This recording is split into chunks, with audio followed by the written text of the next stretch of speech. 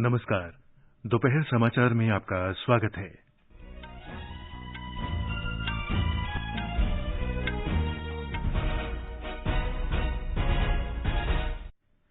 केंद्र सरकार ने अपने कार्यालयों में कार्यरत दिव्यांगों और गर्भवती महिला कर्मचारियों को 31 मई तक कार्यालय में उपस्थित होने से छूट दी।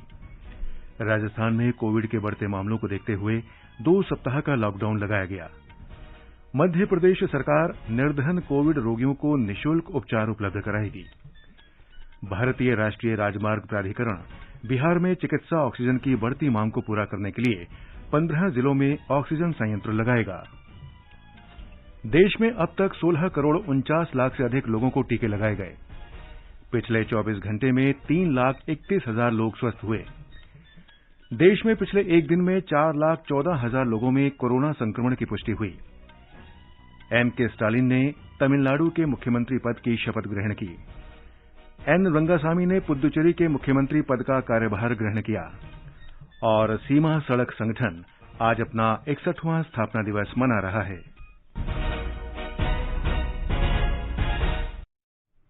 दोपहर समाचार में नईम अख्तर के साथ मैं रवि कपूर। कोविड मरीजों की संख्या बढ़ रही है। श्रोताओं से अपील है कि कोई भी कोताही न बरतें। 18 वर्ष से अधिक आयु के सभी लोग निसंकोच टीका लगवाएं। सुरक्षा के 3 आसान उपायों का पालन करें। मास्क पहनें, 2 गज दूरी है जरूरी, सुरक्षित दूरी बनाए रखें, हाथ और मुंह साफ रखें। और अब समाचार। केंद्र सरकार ने अपने कार्यालयों में कार्यरत दिव्यांग और गर्भवती महिला कर्मचारियों को इस महीने की 31 तारीख तक उपस्थित होने से छूट दी है। कोरोना वायरस के प्रसार को रोकने के लिए निवारक उपायों को सुनिश्चित करने की दिशा में कार्मिक और प्रशिक्षण विभाग द्वारा उठाए गए कई कदमों के बाद अब सरकार ने ये एक और छूट दी है। जिन कर्मचारियों को कार्यालय आने से छूट दी गई है, उन्हें घर से ही काम करना होगा। कंटेनमेंट जोन में निवास करने वाले केंद्र सरकार के सभी कर्मचारियों को भी तब तक कार्यालय आने से छूट दी गई है जब तक उस क्षेत्र को कंटेनमेंट जोन से बाहर अधिसूचित नहीं कर दिया जाता। आदेश में कहा गया है कि कार्यालय आने वाले सभी अधिकारियों को मास्क पहनने, सुरक्षित दूरी बनाए रखने, सैनिटाइजर का उपयोग करने और साबुन तथा पानी से लगातार हाथ धोने सहित कोविड उपयुक्त व्यवहार का सख्ती से पालन करना चाहिए। सरकार ने कहा है कि अब तक 16 करोड़ 49 लाख से अधिक लोगों को कोविड टीके लगाए जा चुके हैं। स्वास्थ्य मंत्रालय ने कहा कि पिछले 24 घंटे में 3,31,000 से अधिक रोगी ठीक हुए हैं। अब तक 1 करोड़ 76 लाख से अधिक लोग संक्रमण से मुक्त हो चुके हैं। वर्तमान में ठीक होने वालों की दर 81.95% है। देश में कल 4,14,000 लोगों में कोरोना संक्रमण की पुष्टि हुई है। इसके साथ ही कुल मामलों की संख्या 2 करोड़ 14 लाख से अधिक हो गई है। कल 3,915 मरीजों की मौत हुई। देश में महामारी के कारण मरने वालों की संख्या 2,34,083 हो गई है। स्वास्थ्य मंत्रालय ने कहा है कि 36,45,000 से अधिक मरीजों का इलाज चल रहा है। भारतीय आयुर्विज्ञान अनुसंधान संस्थान ने बताया है कि कल 18,26,000 से अधिक कोविड नमूनों की जांच की गई। अब तक 29 करोड़ 86 लाख से अधिक नमूनों का परीक्षण किया जा चुका है। केंद्र ने राज्यों और केंद्र शासित प्रदेशों को अब तक 17 करोड़ 35 लाख से अधिक वैक्सीन की खुराक निःशुल्क उपलब्ध कराई है। उन्होंने इसमें से लगभग 16 करोड़ में से 44 लाख खुराक का उपयोग कर लिया है, जिसमें मामूली बर्बादी भी शामिल है। केंद्रीय स्वास्थ्य मंत्रालय ने बताया है कि राज्यों और केंद्र शासित प्रदेशों के पास अब भी 90 लाख हजार से अधिक डोज उपलब्ध हैं। मंत्रालय ने कहा है कि अगले 3 दिन में राज्यों और केंद्र शासित प्रदेशों को 10 लाख से अधिक कोविड डोज उपलब्ध कराई जाएगी ताकि वो टीकाकरण अभियान निरंतर रूप से जारी रख सकें। प्रधानमंत्री नरेंद्र मोदी ने कल तेलंगाना, आंध्र प्रदेश, ओडिशा और झारखंड के मुख्यमंत्रियों से उनके राज्य में कोविड स्थिति के बारे में बातचीत की। सूत्रों ने बताया कि प्रधानमंत्री ने पुद्दुचेरी और जम्मू कश्मीर के उपराज्यपालों से भी कोविड स्थिति का जायजा लिया। रेलवे ने अब तक देश के विभिन्न राज्यों में 161 टैंकरों की सहायता से 2,511 मीट्रिक टन ऑक्सीजन की आपूर्ति की है। अब तक 40 ऑक्सीजन एक्सप्रेस अपने गंतव्य तक पहुंच चुकी हैं। अभी 22 टैंकरों से 400 टन से अधिक ऑक्सीजन ले जाई जा रही है। शीघ्र ही ये खेप मध्य प्रदेश, हरियाणा, राजस्थान और दिल्ली में पहुंच जाने की उम्मीद है। हरियाणा सरकार ने कोविड मरीजों के लिए फोन पर आयुर्वेदिक चिकित्सा की जानकारी के लिए टेलीमेडिसिन सुविधा शुरू की है।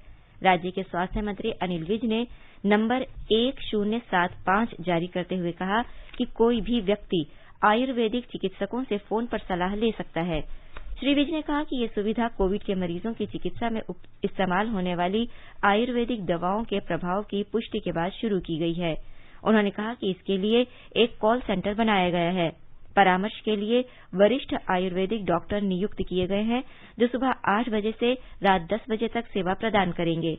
उन्होंने कहा कि टेली परामर्श आइसोलेशन वाले मरीजों के लिए भी लाभदायक होगा। राजस्थान में कोविड मरीजों की संख्या बढ़ने के कारण 2 सप्ताह के लिए लॉकडाउन लगाने का फैसला किया गया है। लॉकडाउन 10 मई को सुबह 5 बजे से 24 मई को सुबह 5 बजे तक लागू रहेगा। हमारे संवाददाता ने बताया है कि गृह विभाग ने इस संबंध में कल रात नए दिशा निर्देश जारी किए। लॉकडाउन के दौरान मैरिज गार्डन, मैरिज हॉल तथा होटल परिसर विवाह के लिए बंद रहेंगे। विवाह स्थल मालिकों तथा केटरिंग संचालकों को एडवांस बुकिंग राशि आयोजनकर्ता को लौटानी होगी। इस अवधि में सभी धार्मिक स्थल भी बंद रहेंगे। लोगों से पूजा अर्चना तथा धार्मिक कार्य घर में ही संपन्न करने का आग्रह किया गया है। अस्पताल में भर्ती कोविड रोगी की देखभाल के लिए केवल एक अटेंडेंट को आवागमन की अनुमति दी जाएगी। राज्य में चिकित्सा तथा अन्य आपातकालीन परिस्थितियों को छोड़कर एक जिले से दूसरे जिले, एक शहर से दूसरे शहर, गांव से शहर तथा एक गांव से दूसरे गांव में आवागमन पर पूरी तरह प्रतिबंध रहेगा। मेडिकल सेवाओं को छोड़कर सभी तरह के निजी तथा सरकारी परिवहन के साधनों का आवागमन भी नहीं हो सकेगा। श्रमिकों का पलायन रोकने के लिए उद्योगों तथा निर्माण से संबंधित सभी इकाइयों में कार्य करने की अनुमति दी गई है। जितेंद्र द्विवेदी, आकाशवाणी समाचार, जयपुर। भारतीय राष्ट्रीय राजमार्ग प्राधिकरण बिहार के 15 जिलों में ऑक्सीजन संयंत्र स्थापित करेगा। इससे राज्य की चिकित्सा ऑक्सीजन की मांग पूरी होगी। ये संयंत्र पीएम केयर्स फंड के अंतर्गत स्थापित किए जाएंगे। प्रत्येक संयंत्र की न्यूनतम क्षमता 960 लीटर प्रति मिनट होगी। 1 किलो लीटर तरल ऑक्सीजन से 111 सिलेंडर भरे जा सकेंगे। इस योजना के अंतर्गत विभिन्न अस्पतालों में पाइप के माध्यम से ऑक्सीजन उपलब्ध कराई जाएगी। ऑक्सीजन जनरेशन प्लांट राज्य के पहचाने गए जिलों में स्थापित किए जाएंगे। ये जिले हैं पटना, बेगूसराय, मधुबनी, भागलपुर, भोजपुर, नवादा, सीवान, अररिया, पश्चिम चंपारण, पूर्णिया, सहरसा, समस्तीपुर, वैशाली, रोहतास और बक्सर। इस बीच राज्य में दैनिक संक्रमित लोगों की संख्या निरंतर बढ़ती जा रही है। कल रिकॉर्ड 15,126 लोगों में कोरोना संक्रमण की पुष्टि हुई। महामारी से अब तक 3,077 लोगों की मौत हो चुकी है। संक्रमण दर बढ़कर 16% हो गई है। पटना में सबसे अधिक 3,665 लोग संक्रमित हुए। उसके बाद मुजफ्फरपुर जिले का स्थान है, जहां 736 लोगों में संक्रमण की पुष्टि हुई। इस समय राज्य में 1,15,151 मरीजों का उपचार किया जा रहा है। स्वस्थ होने की दर घटकर 78.65% रह गई है। अब तक 4,35,574 मरीज ठीक हो चुके हैं। बिहार में कोरोना के बढ़ते मामलों को देखते हुए सेना ने अपने 2 फील्ड अस्पतालों को पूर्वोत्तर से पटना शिफ्ट कर दिया है। अब इन दोनों अस्पतालों से जुड़े चिकित्सा अधिकारियों और अन्य चिकित्सा कर्मियों की सेवा पटना में 500 बिस्तरों वाला अस्पताल स्थापित करने के लिए ली जाएगी। छत्तीसगढ़ सरकार ने 18 से 44 वर्ष के आयु वर्ग के लोगों का कोविड टीकाकरण अभियान का तीसरा चरण रोक दिया है। ये कदम उच्च न्यायालय के आदेश के बाद उठाया गया, जिसमें सरकार से आर्थिक रूप से कमजोर लोगों को प्राथमिकता देने के उद्देश्य से टीकाकरण योजना संशोधित करने को कहा गया था। तीसरे चरण में एक समान टीकाकरण को अंतिम रूप देने के लिए राज्य सरकार ने मुख्य सचिव की अध्यक्षता में समिति का गठन किया है। मध्य प्रदेश सरकार ने निर्धन कोविड रोगियों को निःशुल्क उपचार मुहैया कराने के लिए एक नई योजना का शुभारंभ किया है। मुख्यमंत्री शिवराज सिंह चौहान ने कहा है कि इस योजना के अंतर्गत मध्यम वर्ग सहित गरीब और आम आदमी अनुबंधित अस्पतालों में कोविड का निःशुल्क उपचार करा सकेंगे। एक रिपोर्ट। योजना के अंतर्गत सरकार निजी अस्पतालों को कोविड इलाज के लिए अनुबंधित करेगी। सिटी स्कैन, जांचें, दवाई, इंजेक्शन, ऑक्सीजन निःशुल्क मिलेंगे। प्रदेश में अभी तक आयुष्मान भारत योजना के अंतर्गत 2 करोड़ 42 लाख कार्ड बनाए गए हैं, जिसमें 88% जनसंख्या शामिल है। इन सभी को शासन से अनुबंधित अस्पतालों में कोरोना का निःशुल्क इलाज मिल सकेगा। प्रत्येक जिले के कलेक्टर्स को अधिकार दिए गए हैं कि वे अपने जिले के निजी अस्पतालों को आयुष्मान भारत योजना के अंतर्गत अस्थायी रूप से पंजीबद्ध कर सकेंगे। आयुष्मान भारत पैकेज की दरों को 40% बढ़ाया गया है। राज्य सरकार योजना के अंतर्गत इलाज करवाने वाले प्रत्येक व्यक्ति को एडवांस डायग्नोस्टिक के लिए 5,000 रुपए देगी। पूजा पी वर्धन, आकाशवाणी समाचार, भोपाल। गुजरात में पिछले 24 घंटे के दौरान कोविड के 12,545 नए मामले दर्ज किए गए हैं। स्वास्थ्य विभाग के अनुसार 13,021 लोग इस बीमारी से ठीक हुए हैं। एक रिपोर्ट। गुजरात में कोविड-19 संक्रमण के नए मामलों में पिछले एक हफ्ते से लगातार कमी हो रही है। इसी तरह ठीक होने वाले मरीजों की संख्या भी बढ़ रही है। इसकी वजह से राज्य में एम्बुलेंस और बेड पाने में हो रही देरी में काफी कमी हो चुकी है। राज्य में पिछले 24 घंटों में संक्रमण के सबसे अधिक 3,884 मामले अहमदाबाद में दर्ज हुए, जबकि सूरत में 1,039 मामले सामने आए। कोविड-19 से कल राज्य में 123 मरीजों की मृत्यु हो गई। इस बीच भारतीय नौसेना के 90 और चिकित्सा कर्मचारियों ने कल अहमदाबाद की DRDO द्वारा संचालित धन्वंतरी अस्पताल में कामकाज संभाल लिया है। इसमें anaesthesiologist, physician, medical officer, nursing staff और पैरा मेडिकल स्टाफ शामिल है। इसके साथ ही यह अस्पताल में काम करने वाले भारतीय नौसेना के कर्मचारियों की कुल संख्या 169 हो गई है, जो भारतीय नौसेना के देश के प्रति समर्पण को दर्शाता है। योगेश पंड्या, आकाशवाणी समाचार, अहमदाबाद। आयुर्वेद व्यासपीठ की गुजरात इकाई ने राज्य में कोविड मरीजों की मदद के लिए आयुर्वेदिक चिकित्सक फोन पर सेवा की शुरुआत की है। इस सेवा के तहत 170 आयुर्वेदिक डॉक्टर कोविड मरीजों को फोन पर निःशुल्क सलाह देंगे। गुजरात इकाई के अध्यक्ष आयुर्वेदाचार्य डॉक्टर हितेश जानी ने कहा कि इस सेवा का उद्देश्य मरीजों को उचित परामर्श देना है, जिससे अस्पतालों पर भार कम हो सके। उन्होंने कहा कि इस तरह की सेवा जल्द ही मुंबई, पुणे, बंगलुरु और हैदराबाद में शुरू की जाएगी। महाराष्ट्र सरकार ने बाल चिकित्सा कार्यबल स्थापित करने का फैसला किया है। इससे राज्य को कोरोना वायरस की तीसरी लहर से निपटने में मदद मिलेगी।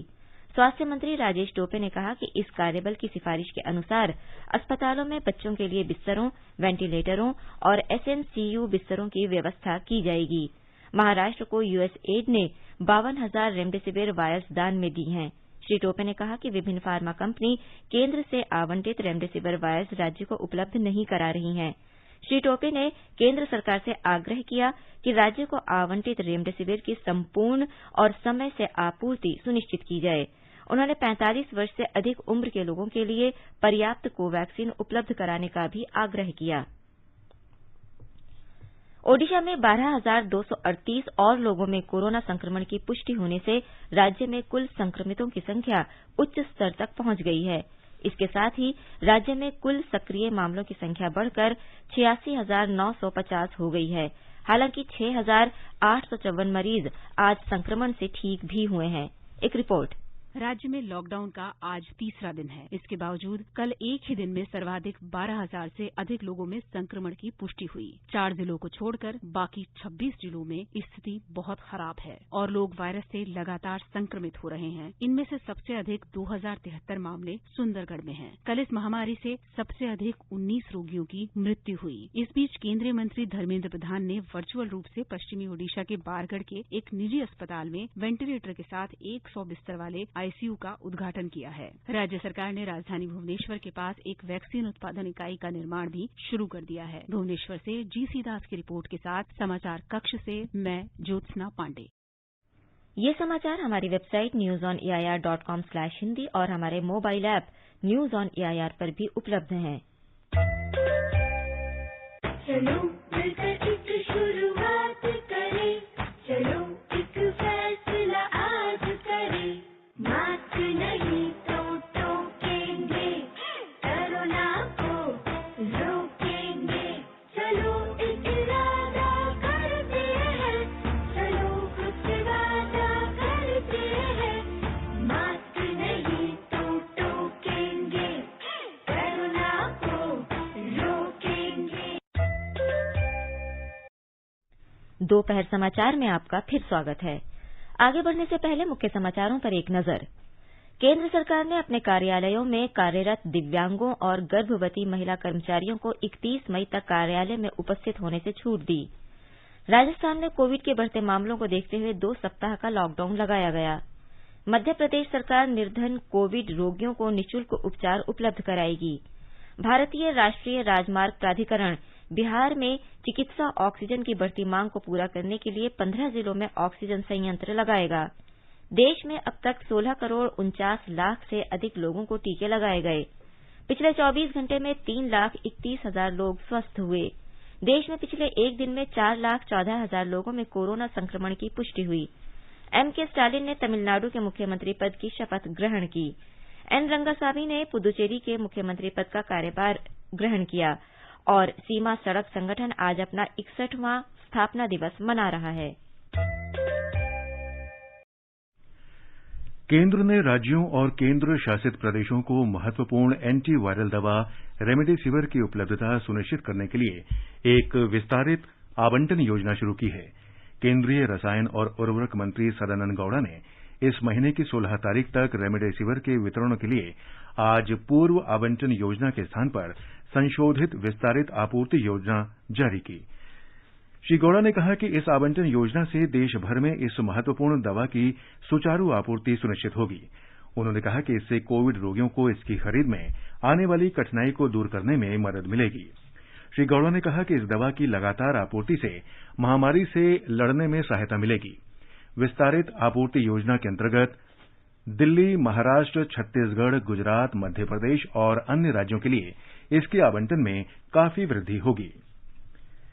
कर्नाटक में कल 49,058 लोगों में कोरोना संक्रमण की पुष्टि के बाद इलाज करा रहे मरीजों की संख्या 5 लाख से अधिक हो गई।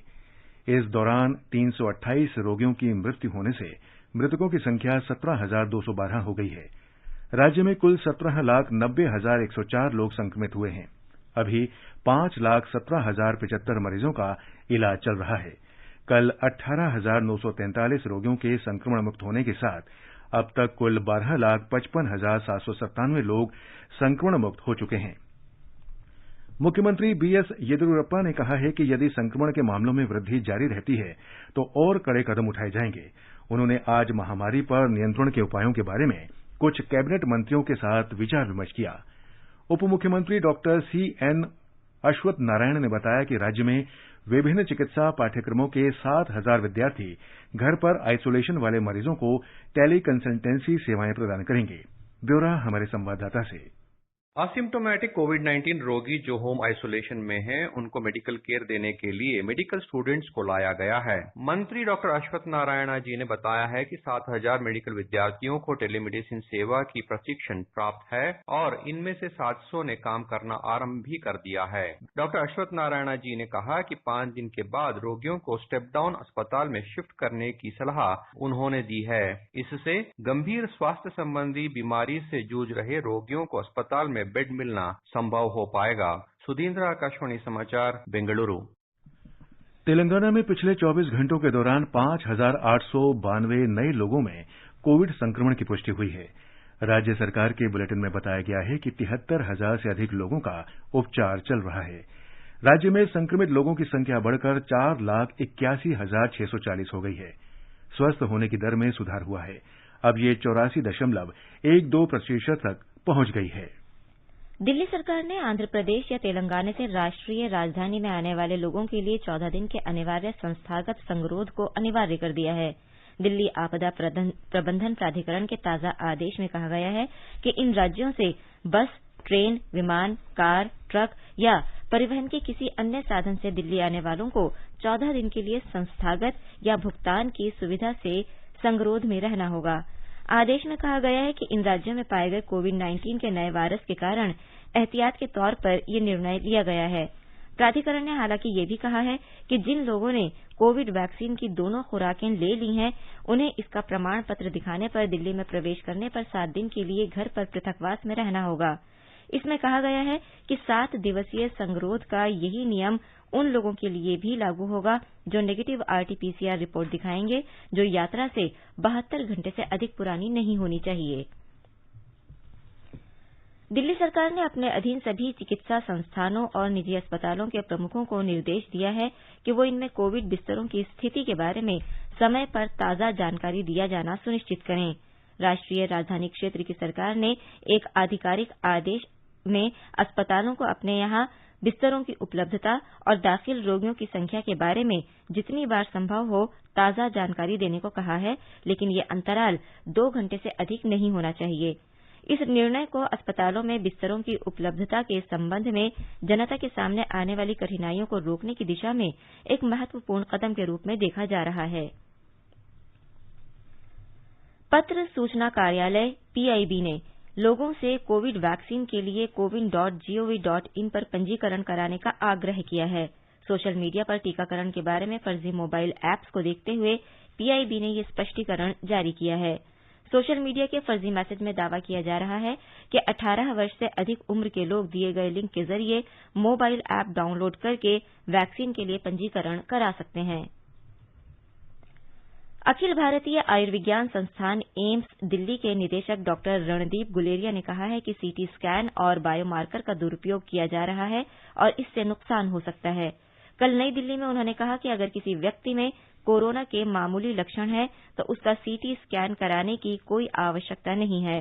डॉक्टर गुलेरिया ने कहा कि हल्के लक्षणों वाले रोगियों की सीटी स्कैन में ऐसी चीजें दिख सकती हैं जो समय के साथ अपने आप ही ठीक हो जाती हैं। सीटी कराने का कोई फायदा नहीं है, स्पेशली अगर आपको माइल्ड इलनेस है, आप होम आइसोलेशन पे हो और आपकी सैचुरेशन ठीक है और कोई ऐसे कोई लक्षण नहीं है। अगर हम एक सीटी कराते हैं, it is equivalent to almost 300 to 400 chest x-rays. और ये भी डेटा है, IAEA का भी, इंटरनेशनल एटॉमिक एनर्जी कमीशन का भी डेटा है कि बार बार स्पेशली यंगर एज ग्रुप में सीटी कराने से risk of cancer in later life increases. तो आप अपने आप को नुकसान ही ज्यादा करा रहे हैं जब उसकी जरूरत नहीं है, क्योंकि आप अपने आप को रेडिएशन एक्सपोजर कर रहे हैं और उससे बाद में कैंसर होने का चांस बढ़ सकता है।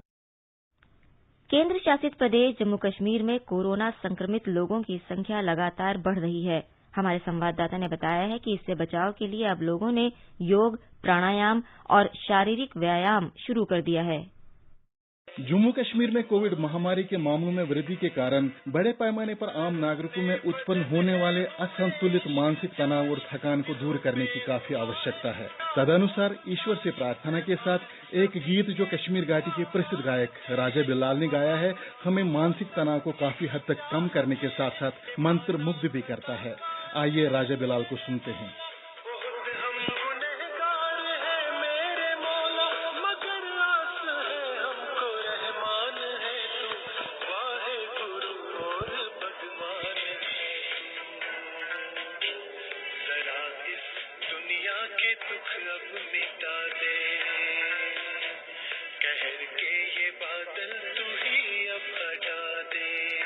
आकाशवाणी समाचार के लिए श्रीनगर से मैं सुनील कोल। रेलवे ने कोविड के कारण यात्रियों की संख्या में कमी को देखते हुए कम व्यस्तता वाले मार्गों पर कई रेल सेवाएं रद्द करने का फैसला किया है। दूसरी ओर अधिक व्यस्तता वाले मार्गों पर अतिरिक्त रेल सेवा भी शुरू की है। एक रिपोर्ट। यात्रियों की कम संख्या के कारण पश्चिम रेलवे ने अगली सूचना तक 14 रेलगाड़ियां रद्द करने का निर्णय कल जाहिर किया। इसमें ज्यादातर ट्रेनें मुंबई से गुजरात, दिल्ली तथा राजस्थान जाने वाली है। मुंबई से हजरत निजामुद्दीन जाने वाली ऑगस्ट क्रांति राजधानी एक्सप्रेस भी कुछ समय के लिए रद्द की गई है। पिछले 10 दिनों में विभिन्न मार्गों पर लगभग 78 रेलगाड़ियां रद्द की गई है। पश्चिम रेलवे के पत्रक के अनुसार 12 रेलगाड़ियों की फ्रीक्वेंसी भी कम की गई है। यह ट्रेनें मुंबई से गुजरात, जयपुर, अहमदाबाद से नई दिल्ली इन मार्गों पर चलाई जा रही थी। पिछले कुछ दिनों में 18 गाड़ियों की फ्रीक्वेंसी में कमी आई है। लेकिन दूसरी तरफ पश्चिम बंगाल, उत्तर प्रदेश, बिहार, झारखंड जाने वाली ट्रेनों की मांग में बढ़ोतरी आई है। इसको देखते हुए इन मार्गों पर बहुत विशेष तथा अतिरिक्त रेलगाड़ियां चलाई जा रही है। जीवन भावसार, आकाशवाणी समाचार, मुंबई। ये समाचार आकाशवाणी से प्रसारित किए जा रहे हैं। ताजा समाचार जानने के लिए आप हमारे Twitter handle @AIR News Hindi को फॉलो कर सकते हैं। ये आकाशवाणी है। तमिलनाडु में डीएमके अध्यक्ष एमके स्टालिन ने आज मुख्यमंत्री पद की शपथ ली। राज्यपाल बनवारी लाल पुरोहित ने आज सुबह चेन्नई में राजभवन के लॉन में आयोजित समारोह में श्री स्टालिन और उनके मंत्रिमंडल के 33 सहयोगियों को शपथ दिलाई। श्री स्टालिन ने बाद में चेन्नई के फोर्ट सेंट जॉर्ज स्थित सचिवालय में पदभार संभाला और 5 फाइलों पर हस्ताक्षर किए। हमारे संवाददाता ने खबर दी है कि फाइलों पर हस्ताक्षर से डीएमके पार्टी के चुनाव घोषणा पत्र में किए गए 5 वायदों को पूरा करने का रास्ता साफ हो गया है। फाइलों पर मुख्यमंत्री स्टालिन के हस्ताक्षर होने से राशन कार्ड धारक प्रत्येक परिवार को चावल के लिए 4,000 रुपए उपलब्ध होने लगेंगे। कोविड राहत में से प्रत्येक परिवार को 2,000 रुपए इसी महीने से मिलने लगेंगे।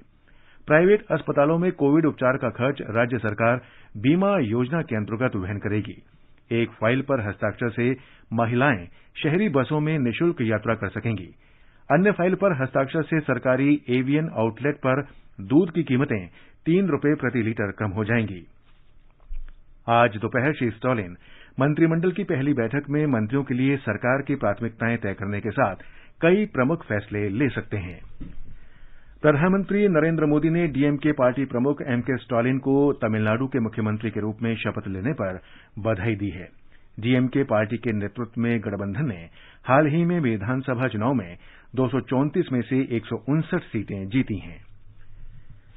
केंद्र शासित प्रदेश पुदुचेरी में आज राजनिवास में आयोजित सादे समारोह में एनआर कांग्रेस प्रमुख एन रंगासामी ने मुख्यमंत्री पद की शपथ ली। वे केंद्र शासित प्रदेश के 20वें मुख्यमंत्री हैं।